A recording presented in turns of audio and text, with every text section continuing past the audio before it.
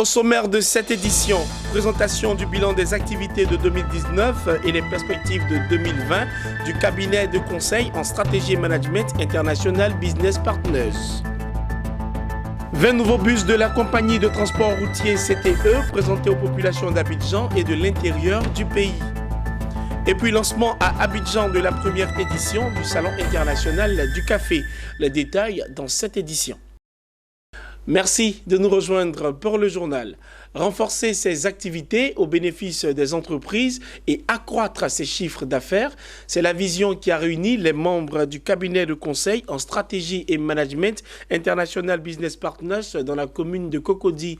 Une occasion pour dresser le bilan des activités de 2019 en vue de mieux appréhender les perspectives pour 2020.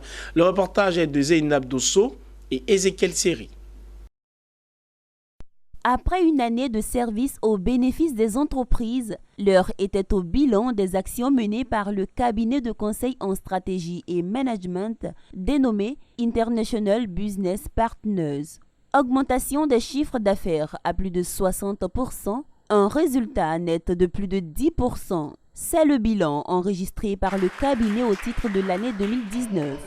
Donc aujourd'hui, je dirais le bilan d'IPP pour 2019 est très positif.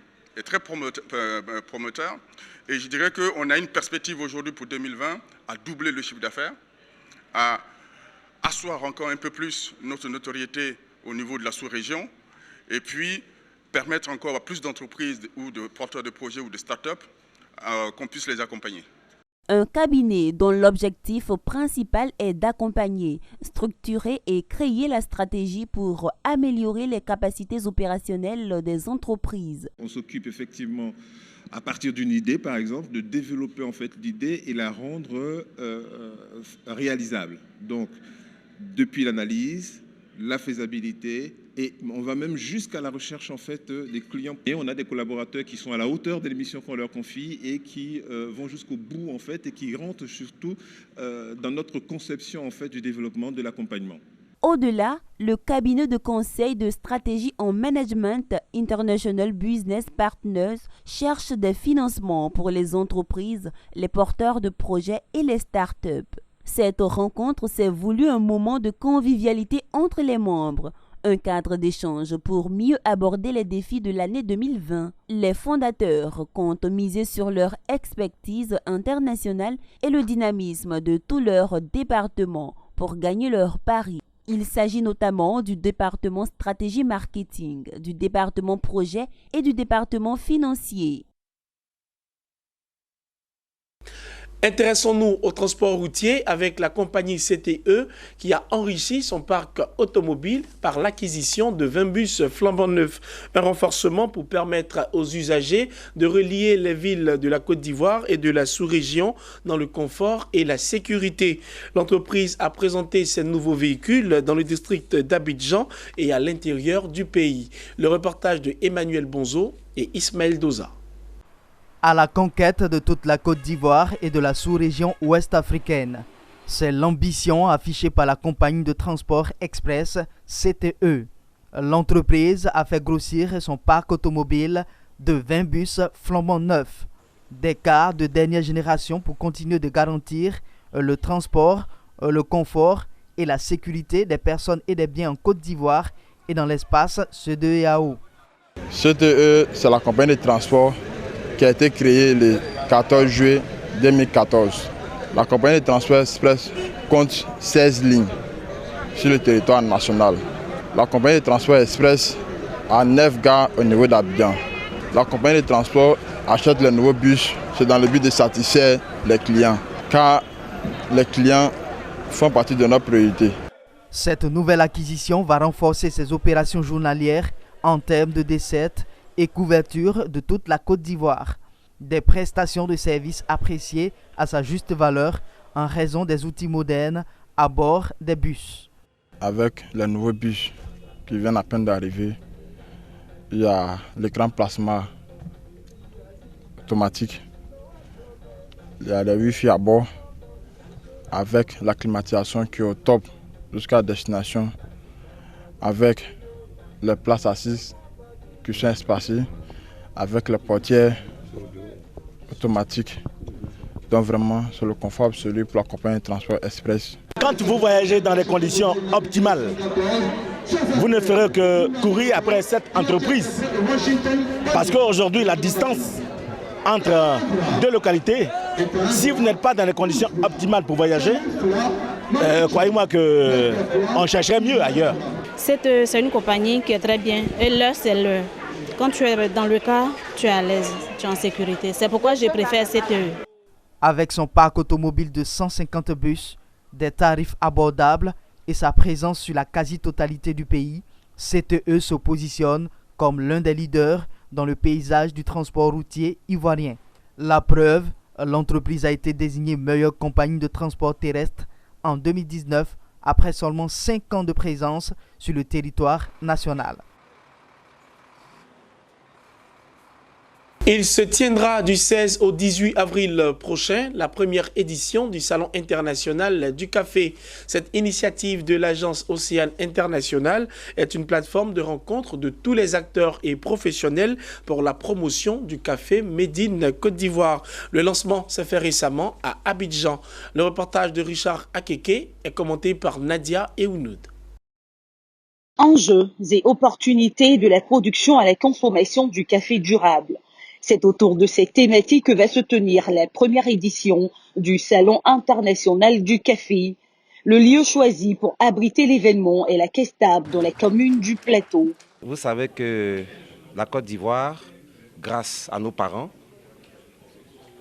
qui sont des planteurs, ont pu hisser ce pays grâce à leur travail au rang de meilleurs producteurs de café en Afrique et dans le monde. Donc il est tout à fait normal que la jeunesse ivoirienne aujourd'hui prenne cette initiative de créer un salon des plantations à la tasse. Puisque ce n'est pas seulement les plantations, il faut aussi le transformer, il faut aussi le consommer. D'où cette initiative.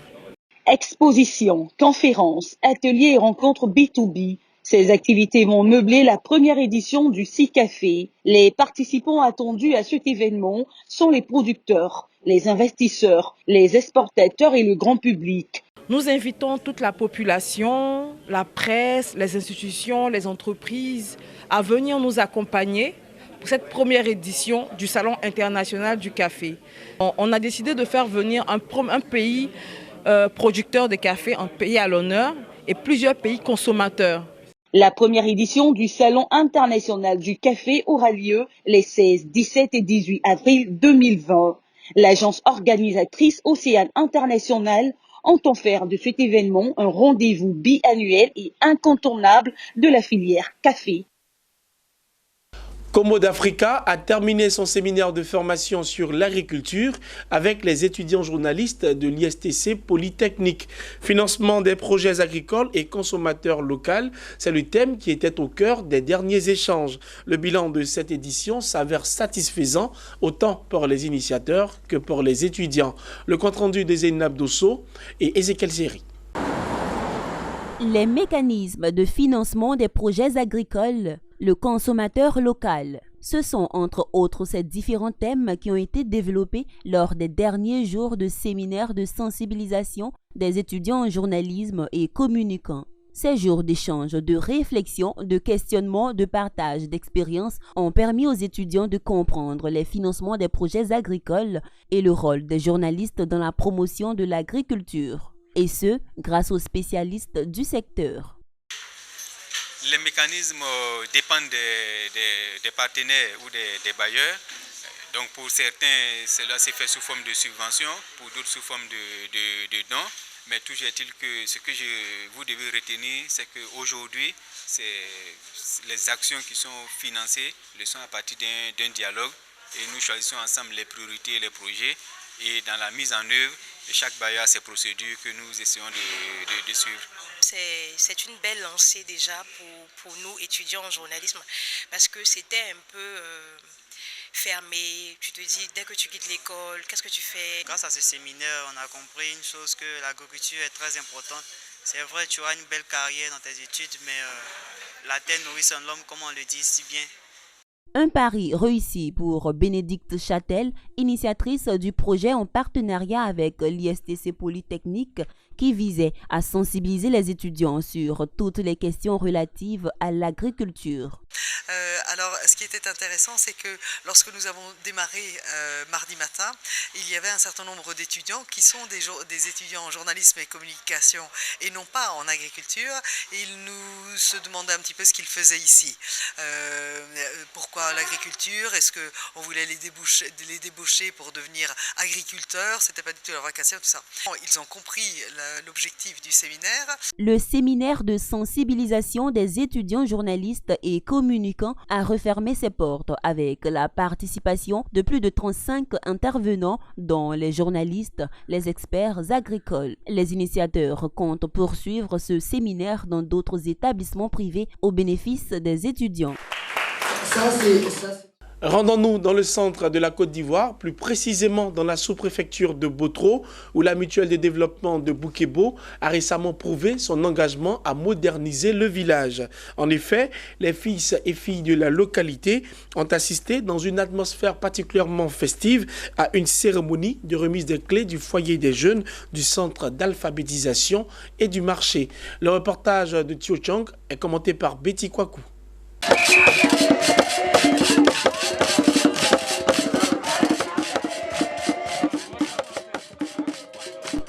Pour le président de la mutuelle Guaribo, Kwadio Kofi Denis, la construction du foyer des jeunes, du centre d'alphabétisation et du marché du village de Boukebo n'a pu être possible que par la volonté de la mutuelle de sortir la population de la paupérisation.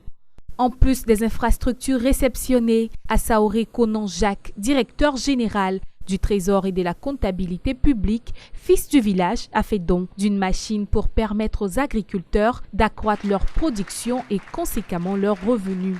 Il a également offert 4 broyeuses pour la transformation du manioc. À cette occasion, il a souligné que l'ambition des fils et filles du village de Boukebo est de faire en sorte que le développement constaté au niveau national rejaillisse dans chacun de leurs hameaux.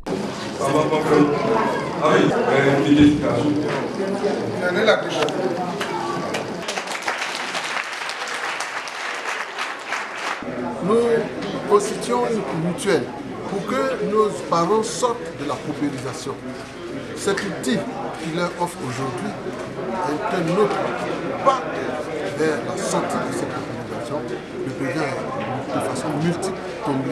Et il faut ajouter d'ailleurs qu'avant cette site, il avait déjà offert 4 broyeuses. Il faut noter que Boukebo, village situé dans la sous-préfecture de Languibonou, a déjà bénéficié de plusieurs investissements de l'État, à savoir un centre de santé, une école primaire, l'adduction d'eau potable et l'électrification.